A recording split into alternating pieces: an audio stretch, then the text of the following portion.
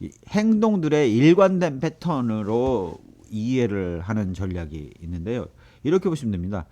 최초에 기업들이 어떤 전략을 세워서 집행되어 나가는 과정을 봤더니 맨 처음에 의도했던 전략이 있어요. 그런데 그 의도했던 전략과 달리 그게 의도했던 거를 갖다가 진행을 하다 보면 별 볼 일이 없어갖고 안 되는 전략이 있어요. 또한 상황이 바뀌면서 그 새로 들어오는 전략들이 있고 이런 것들이 결합돼서 결국 빠져나가는 거, 새로 들어오는 것들이 결합돼서 실현된 전략으로 나타난다. 즉 전략이 한번 정해지면 그 전략이 안 바뀌고 끝까지 가는 게 아니라 상황에 따라서 빠지기도 하고 새로 부가되기도 하면서 최적의 전략이 만들어져 나간다라는 관점이라고 보실 수가 있죠. 즉 관리와 통제를 어떻게 하느냐는 관점들이 들어가 있다라고 볼 수가 있습니다. 이렇게 그 학술적인 얘기를 막 하니까 이게 왜 필요한지 잘 모르시겠죠? 이렇게 생각해 보시면 됩니다. 지금 현재 투자하고 있는 주식에 기업이 있을 거예요. 그 기업은 궁극적으로 어떠한 전략을 가지고 있습니까? 어떠한 사명을 가지고 있고 어떠한 존재 이유가 있습니까? 그런 것들을 달성하기 위해서 어떠한 변화를 도출하고 있나요? 경쟁 협력 관계는 어떻게 추진하고 있습니까? 조직 인적 관리는 어떻게 하고 있나요? 관리 통제는 어떻게 하고 있나요? 라는 것들이 하나의 그 질문이고, 이런 정성적인 질문에 답변을 할 수 있느냐 없느냐가 바로 그 기업에 대해서 분석이 되어 있느냐 안 되어 있느냐를 좌우를 합니다. 가장 주식을 많이 갖고 계신 종목이 삼성전자라고 얘기를 하죠. 삼성전자의 존재 이유가 무엇일 것이냐 라고 본다라면 저는 이제 이렇게 이해를 하고 있어요. IT를 통해서 세상에 가치를 창출할 수 있도록 도움을 주면서 부를 쌓는 기업이라는 존재 이유라고 저는 봅니다. 그러면 그를 위해서 삼성전자는 무엇을 하고 있나요? 현재 가전, 반도체 안에는 물론 메모리와 파운드리 쪽이 있겠죠. 그 다음에 이제 그 모바일, 그 다음에 그 하만과 같은 전장 부품으로 사업을 확장해 나가고 있습니다. 궁극적인 그 플랫폼으로 가기 위해서, 궁극적인 인간이 접속하는 터미널로 가기 위해서 점차 사업을 확장하고 있는데, 그 기초 소재로서의 메모리 부분, 그럼 메모리를 응용한 그 반도체들이 들어가 있는 부분을 메모리를 설계하기 위한 파운드리를 들고 있고, 메모리에 있어서는 강자지만 파운드리에 있어서는 2등이지만 굉장히 약한 2등이라고 볼 수가 있겠죠.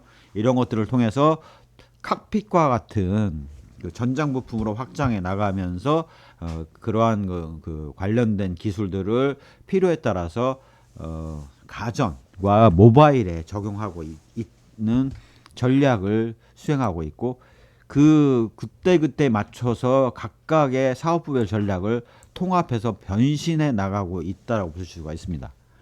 즉 그러한 사업부의 그 이미 완숙한 사업부, 그다음에 새로 투자를 집행하고 있는 사업부라는 것들을 봤을 때 삼성은 어느 쪽으로 변화해 나가고 있냐? 기존의 메모리 사업 부분을 중심으로 하고 있는 데서 점차 더 확장해 나가서 파운드리 쪽으로 가고 있고, 시스템을 설계하는 기술들을 누적해 나가면서 시대의 변화에 대응해 나가고 있다라고 볼 수가 있습니다. 당연히 현재만 바라본다면 메모리만 하는 게 낫죠. 그 메모리 부분에 있어서의 그 변화가 있지만, 그래도 가장 돈 벌 때는 가장 크게 버는 부분이 메모리 부분 아니겠습니까? 하지만 더 나아가서 낸드 플래시 메모리라든가 파운드리를 통해서 그 시스템 반도체를 만드는 능력을 갖추어 나가고 있고, 그다음에 그 시스템 반도체를 설계하는 기술들을 그 누적해 나가고 있지 않습니까? 그런 것들을 통해서 궁극적으로는 가장 대표적으로 그 변신을 해 나가는 구조를 볼 수가 있고요. 전장 부품을 통해서 기존의 그 백색 가전과는 다른 그 정보를 제공하는 부분에 있어서의 기술들을 그 축적해 나가고 있다는 사실들을 우리가 이해하고 있습니다. 변화의 궤적이 보인다는 거죠. 아, 이렇게 나가겠구나. 현재 잘하고 있는 부분과 앞으로 이런 부분들을 추가해 나가겠구나라는 것들을 우리가 물어보지 않아도 그 사업의 흐름, 과거의 행동 패턴을 보면서 우리가 파악할 수 있다라는 거죠. 자, 땅 경쟁 협력 관계에서는 어떻게 이루어지고 있나요? 현재 메모리 부분에 있어서는 주로 저기 하이닉스나 마이크론과 같은 기업들과 경쟁 관계를 유지하면서 독점적 사업자가 되고 싶어 하지는 않는 모습이 시장 점유를 통해서 우리가 파악이 가능하죠. 그 다음에 이러한 것들의 협력 관계는 뭐 예를 들어서 그 시스템 반도체를 설계하는 팹리스 업체들과의 협력을 늘려나가려고 노력을 하고 있고, 그 다음에 누적된 설계 기술을 가지고 휴대폰이나 이런 거에 그 AP 애플리케이션 프로세서들을 만들어 나가면서 실력을 키우고 있는 과정이다라고 보실 수가 있습니다. 그래서 적합성을 높이는 거죠. 본인들이 갖고 있는 장점을 활용해서 경쟁 전략을. 그래서 메모리 부분에 있어서는 적정선의 시장 점유율을 유지하거나 일정 수준 이상을 유지하면서 바게닝 파워를 높이는 전략을 수행하고 있죠. 이렇게 하기 위해서는 어떤 전략을 쓰고 있냐? 로우 코스트 전략을 쓰고 있습니다. 이렇게 보시면 될 것 같아요. 가격이 인하되면 가장 먼저 영업 적자를 시현하는 것은 마이크론, 메모리 부분에서 가장 먼저 영업 적자를 시현하는 부분은 마이크론과 하이닉스 반도체입니다. 하지만 삼성전자는 여전히 저가의 이익이 남지만 이익을 보는 상태죠. 그거에 따라서 적합성이 굉장히 높다라고 볼 수가 있습니다. 굳이 하이닉스 반도체나 마이크론을 죽여야 될 이유가 없어서 그런 거지. 지금 뭐 난립하고 있는 낸드 플래시 메모리 쪽에 30여 개 업체라면 적정선에서 조정을 해서 줄일 필요가 있다라고 판단을 하고 있을 겁니다. 경쟁 전략을 그렇게 세우고 있을 거라는 거죠.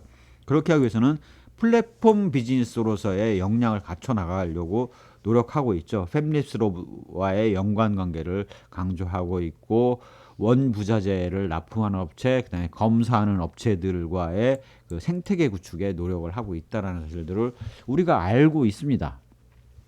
장수에 있어서는 조직 인적 자원 관리를 통해서 피드백을 하고 있는데, 이런 부분에 있어서는 내부 정보라서 상당히 우리가 알기 쉽지는 않죠. 하지만 IR 같은 활동을 통해서 바라보거나 기존 뉴스를 통해서 바라보는 것들을 보면 인적 자원 관리도 나름 잘 이루어지고 있고, 그 각각의 장들이 그 국제사회 IT 관련된 부분에서의 명성들을 생각해 보면 나름 장수들의 부분도 잘 관리하고 있다라고 추측할 수 있습니다.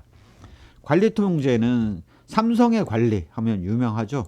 효율성을 어떻게 높이느냐, 의사결정을 어떻게 하느냐, 원가 절감을 어떻게 하느냐, 이런 부분들은 익히 알려진 바입니다. 그래서 생각해 보시면 이런 정도를 파악할 수 있으면 삼성전자에 대해서 상당 부분 분석이 되어 있는 거예요. 그렇게 어떻게 확신하고 얘기할 수 있느냐? 사업보고서를 받고 연결감사보고서를 통해서 숫자로 백데이터를 확인을 했고, 그런 것들과 함께 부족한 자료는 IR 발표를 할 때 참석을 해서 그 내용들을 살펴본 거죠. 자, 여러분께 그래서 한번 여쭤보고 싶습니다. 지금 투자하고 있는 기업에 있어서 사명과 도가 무엇인지, 뭐 용어가 어려우면 사명과 존재 이유와 이를 어떻게 평가할지, 시기와 변화와 기술을 어떤 기술을 갖고 있는지, 경쟁 협력을 어떻게 하고 있는지, 조직 인적 관리를 어떻게 하고 있는지, 관리 통제를 어떻게 하고 있는지 라는 부분들을 알고 계시나요? 관리 통제를 어떻게 하고 있는지는 결국 매출액, 영업이익률 같은 것들을 통해서 파악할 수 있죠. 조직 인적 자원 관리라는 부분도 사업 내용의 사업 부문에 나뉘어 있는 모습들을 보면 부분적으로 파악이 가능합니다. 자, 이런 것들을 알고 계십니까? 그것들을 알고 계시지 못한다면 나머지 분석이 아무것도 안 돼 있고 그래서 삼성전자를 보유해야 돼 말아야 돼에 대해서 답변을 못 하실 거라고 저는 생각을 해요. 그만큼 정성적인 부분에 있어서 요약해서 짧게 설명할 수 있느냐 없느냐가 분석이 되어 있느냐 없느냐를 좌우한다라고 보실 수 있습니다. 이런 것들을 확신을 가지고 설명할 수 있을 때는 대단히 많은 자료에 대한 그 분석이 필요하다라는 것들을 좀 강조해서 설명을 드립니다. 뜬구름 잡는 것 같았지만 이러한 질문들을 할 수 있느냐 없느냐는 그 기업을 파악할 수 있느냐 없느냐를 좌우합니다. 결국 이러한 그 정성적인 질문에 답변을 잘할 수 있을 만큼 본인의 그 분석을 준비를 하실 수 있기를 바라겠습니다. 예, 전략이라는 부분 굉장히 뜬구름 잡고 구체적이지 못한 것 같았지만 막상 해당 기업에 대한 평가, 판단을 내리기 위해서는 가장 중요한 질문들이 이렇게 나열되어 있다라고 보시면 되겠습니다. 제가 그래서 전략에 있어서는 그 손자를 가장 존경하죠. 예, 그 정도 말씀을 드리고요.